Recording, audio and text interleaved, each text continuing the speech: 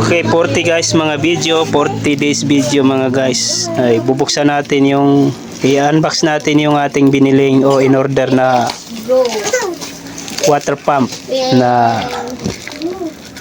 1 HP. So para makita natin kung ano yung itsura niya compare sa mga binibili natin dito sa market, dito sa merkado.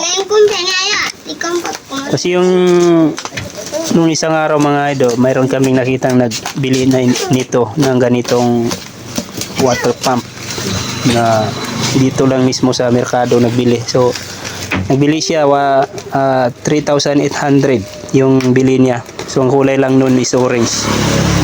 Pero yung specification niya mga guys, kung baga sa ano, is pareho lang naman sila nitong in order natin na 750 watts at saka 1 HP yung kanyang power horse.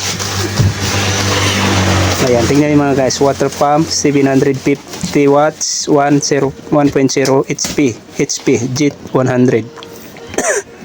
Si yan yung kanyang specs mga guys, kung baga. So itong na-order natin mga guys sa online is mura lang siya, nasa 1,900 plus lang siya mga guys. Nasa comment section lang yung link mga guys, dahil ilalagay ko sa comment section yung link ng product para mabili niyo kung gusto niyo subukan ang quality ng water pump na ito.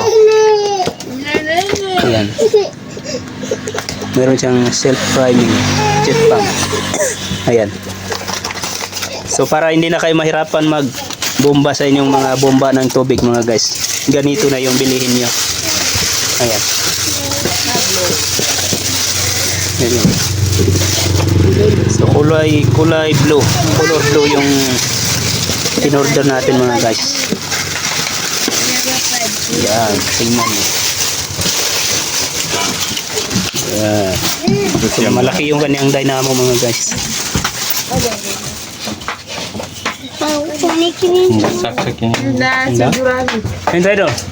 Nambay kwenta sila po. Ayan, so ito yung kanyang wire mga guys. Kailangan pa natin itong dugtungan ng wires. So kailangan natin bumili ng mahabang wire kung gusto nating mahaba. Ayan yung kanyang specs. Ayan. Para hindi kayo mahirapan ng magbomba mga guys doon sa inyong bomba ng tubig, bili lang kayo ng ganito. So kailangan nyo lang bumili ng pressure switch para hindi na kayo mag switch pa. Pag open nyo ng gripo is automatic na mag ano yung tubig na maglabas.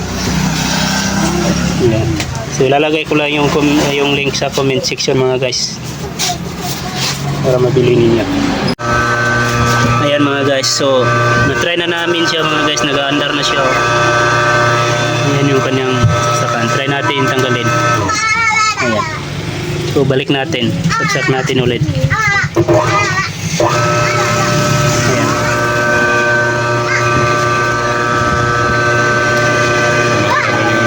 Nabuga na siya ng hangin dito mga guys. Oh.